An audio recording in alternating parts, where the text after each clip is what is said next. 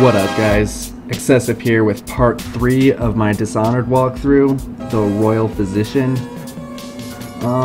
This mission's pretty fun, actually. Started to get some more powers. My blink is maxed out to level 2, and so is my agility. So I basically have maximum mobility for this, which is good. Trying to do the no-kill playthrough. It's mainly about exploring. So the first part of this is pretty straightforward. I don't really need to do much exploring here. For some reason I just don't care about the money. I usually only end up getting 1/3 of the money in a level anyway. It's all about those runes and those bone charms. Anyway, so just sneak past all that. Go as fast as you can through that first part. And no guards will see you. It's not too hard. Right here is where I loot some stuff, though. Get that ore. Go through the lockers.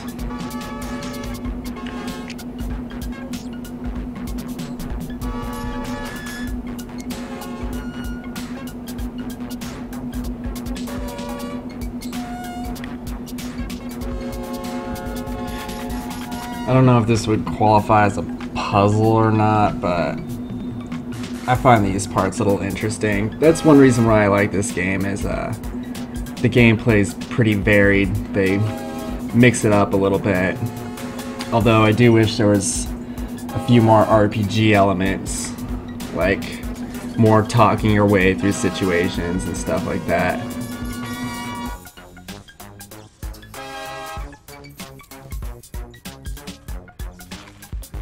So once you're done looting all that stuff, you're gonna throw this switch and jump in the cart.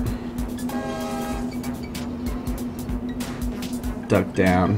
If you're good, you can zap to one of those street lights, but I don't risk it right here. Just do it the normal way.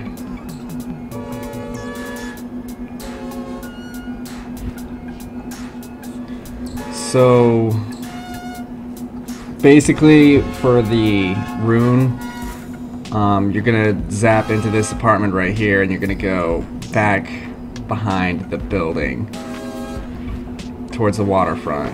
There'll be a chain right here, climb up, and inside the room at the top will be your first rune. Pretty simple so far.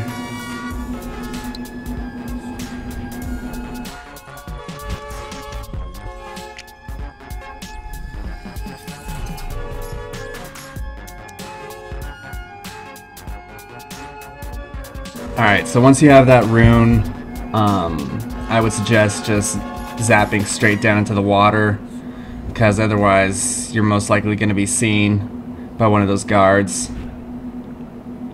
And once you're in the water, try to move pretty quickly up to this opposite side right over here, because those fish will start taking chomps out of you. And up there is where the next bone charm you need is. And there's also a weeper up there, so just be careful, because there's a chance that he'll see you. He'll either walk outside right here, or he'll start walking back.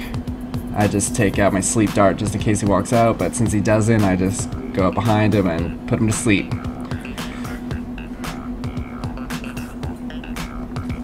And once he's down, right there is the bone charm. So there you go.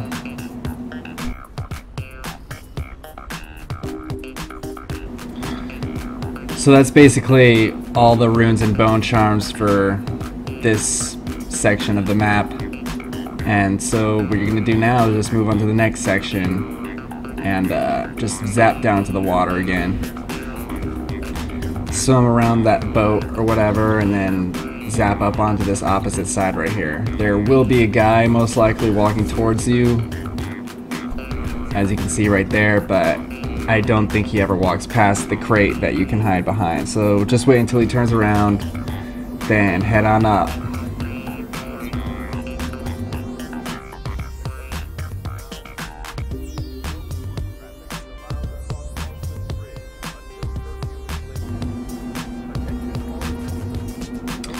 Yeah, there's a few guys up here, so just take your time. Slow and steady wins the race. You know that whole jargon. Yeah, once you step out here, be a little bit careful. That exit to the next section is on your left, and there might be a guy on the right, like right there. But it looks safe, so go ahead and go to the next section.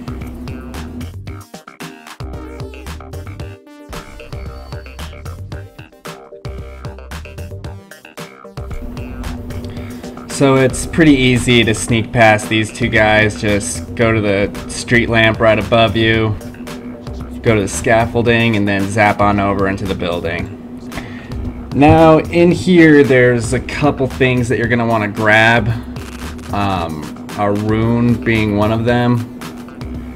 Also this silver plate right here is worth like 100. And there's a small puzzle that you need to do in order to get the rune, and that'll be shown in just a minute. First we're gonna take out this guy. I think he's like the owner of the house or something like that. Anyway,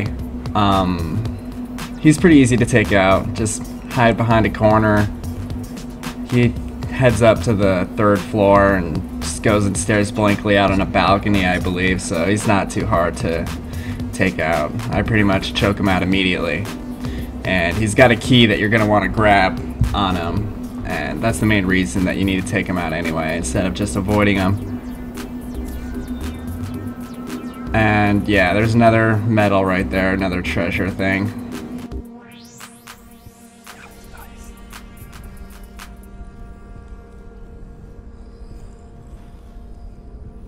Right here, if you see that green right in front of me in that little chest, I don't grab that stuff.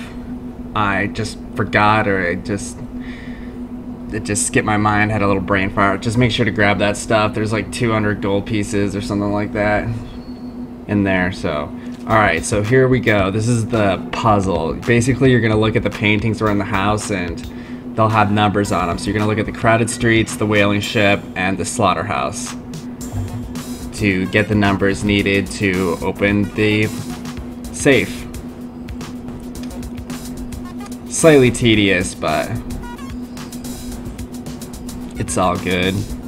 So anyway, there's the whaling ship, and you can see there's a 7 on there, and the whaling ship was the middle number, so just keep in mind that the second number is 7. And then the 3rd number is 3. So far so good, pretty simple. Bugs me that I didn't grab that chest, but whatevs. And here's the crowded street, and you can see that big 4 right there on the right.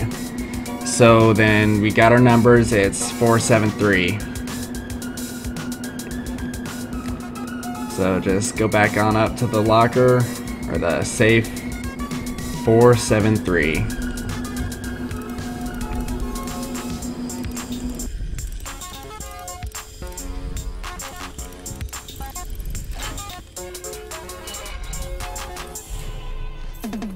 Couple ingots in there as well, not too shabby.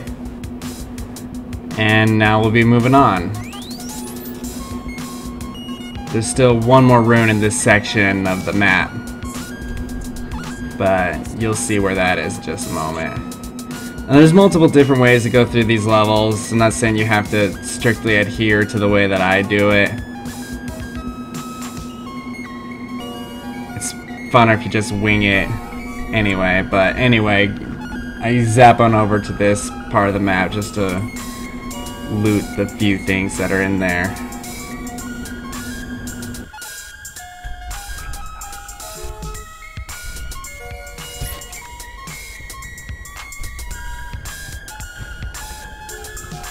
Yeah, there's definitely more exploring I could have done back there, but and here's kind of a fluke right here. I shoot, but somehow that missed him. Don't know how, so I end up just zapping over to him and choke him out. Let's see how these guys are walking all nonchalantly around all these dead bodies and stuff, but whatever. I guess I'm doing the exact same thing anyway. Ooh, here's another run-in with this emo deity or whatever. He basically just spews a whole bunch of crap. I really don't understand what this guy's deal is. I mean, thanks for giving me powers and all, but he speaks goddamn nonsense. Basically just a whole bunch of stuff about people wanting to gain power and summon him, but they're not the chosen one, you are, so... Not really too interested in that part of the story. I'm more interested in the espionage and the backstabbings and stuff like that. Which should be happening pretty soon. They're already really chummy with me. So you just know it's building up to that point where they're like, sorry, stab you in the back, we're in it for the power as well. Spoilers. Alright, so there's a lot of ways you could do this. I spent like an hour trying to hack the wall of light and... Or not the wall of light, it's like some alarm thing that'll zap you if you get too close. Anyway, it's much easier just to zap over it. Just go to the flagpole and then zap onto the left side of the bridge arches. And I say left side because this side has this chain on it that makes it a lot easier to navigate to. Just zap to it and there you go, you can climb all the way up.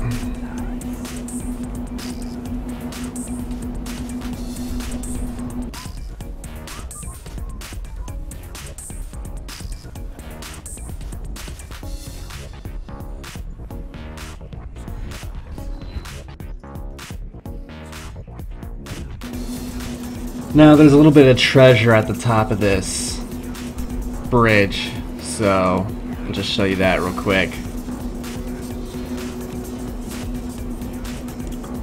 Still have yet to take advantage of any of these rewire tools. Got like 8 of them now.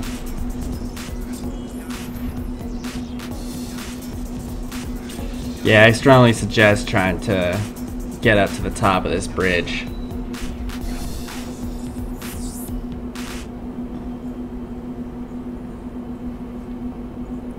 Pretty awesome view, if I do say so myself.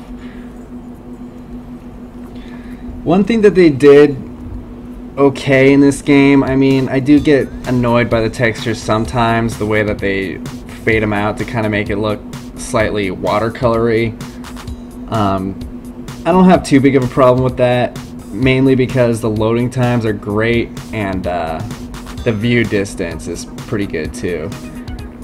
Even though it's not an open world game, I guess that sort of helps it as well. Anyway, take those whale blubber oil things out, because that's one of the main goals. That's to shut off the floodlights so that your buddy, your boat driver, can navigate his way to you once you kidnap the guy you're supposed to kidnap.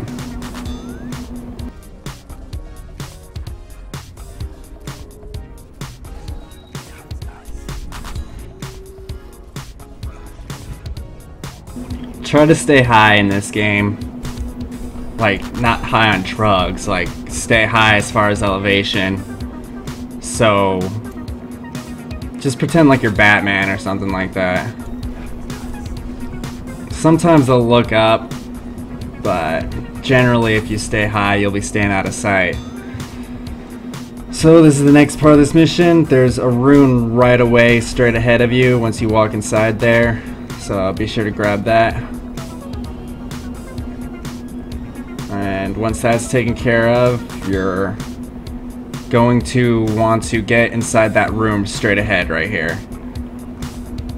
There's a guard patrolling it, but if you just time it right, you'll be able to hop down behind him, put him to sleep, throw the switch. And what the switch does is that rotating gear right there on the left, you need to stand on that, but you can't stand on it when it's spinning like that, so basically just need to throw this switch. Anyway, hop down here, chirk him out real quick.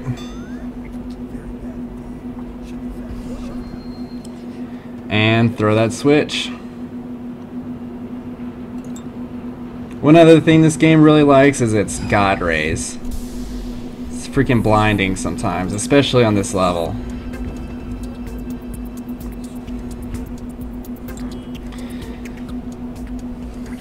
So even with the max blink, you can't really go directly to it, so just go to that little water tower thing right there. And so there's a wall of light right there that you need to deactivate. But the guards patrolling are pretty close, so if you just wait a little bit, look at their patterns as usual, you'll see them walk away, and then you'll be able to zap down there real quick, deactivate it, and pass through.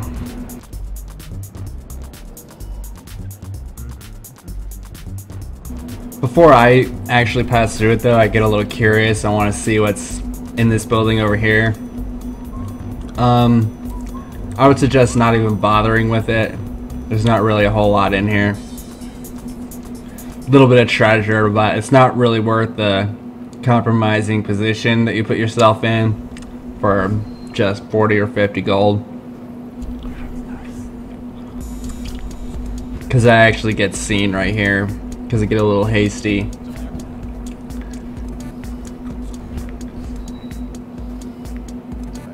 Blam, right there, I got seen, but it's all good. Zap my way out of there.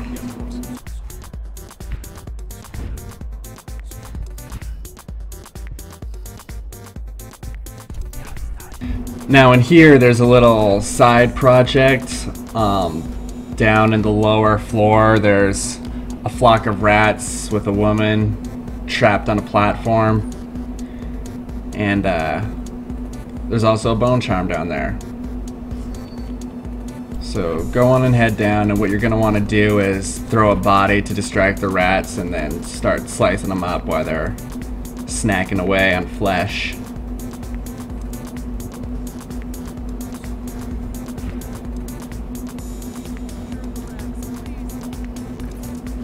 Throw that body, but I guess they didn't throw it close enough, or they don't like already decomposed corpses or something like that. Anyway, this body does just fine. Throw them down there. They all flock. Start dicing them up so they don't pose a threat. Yeah, they run away.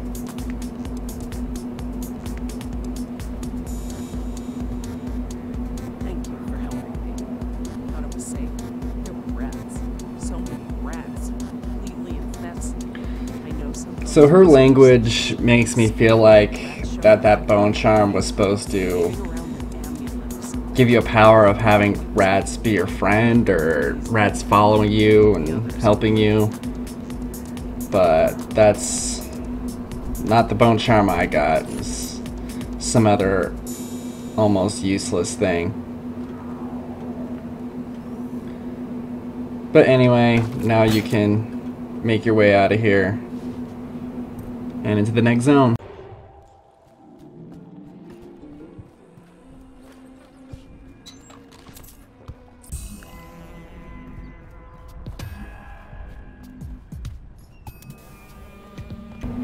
So the first order of business in this next section is to get the third and final bone charm of the mission. So you're going to walk up through that first apartment complex you see, and then zap over to this right here, and there's that bone charm right there. And a little bit of treasure. Not too bad. Then after that, you basically just cut your way out.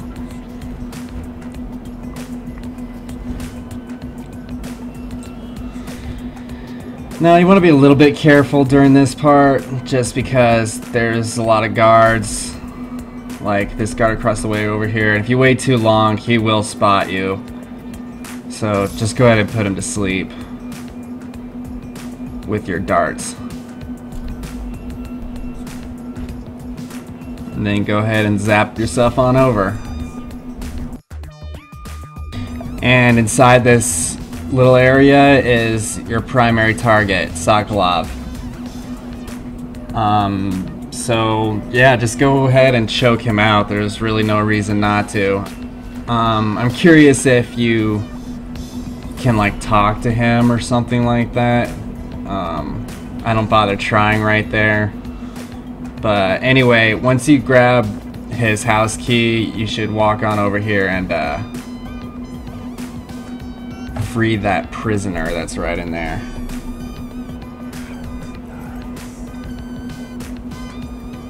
I don't even know if she actually gives you anything, but it's another one of those side missions that'll show up in your final progress report, so no harm in doing it. Probably reduces your chaos or something like that.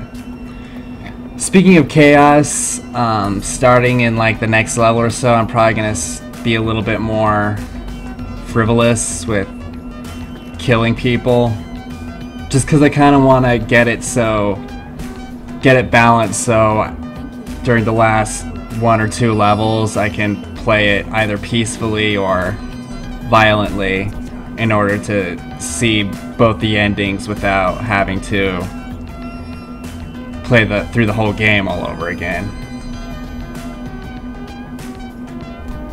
And I think it's like killing 10 guys in a level or something like that will bring your chaos, make it high or something like that. Something like 10 guys. I'll be doing some experimenting with it, but that seems kind of like an awful lot to me. So, I don't know. Anyway, down here is a safe that doesn't have a combination or anything on it, so don't forget to grab that. There's a trinket in there that's worth like 100 credits or something like that, so yeah, 100 credits.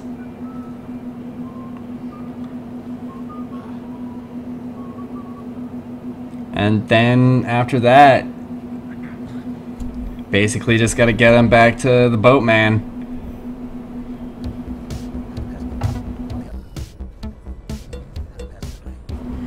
This mission was a little short, and I don't know if it's just because I played through it really fast or what, but this is also one of the funner missions I've had so far, so.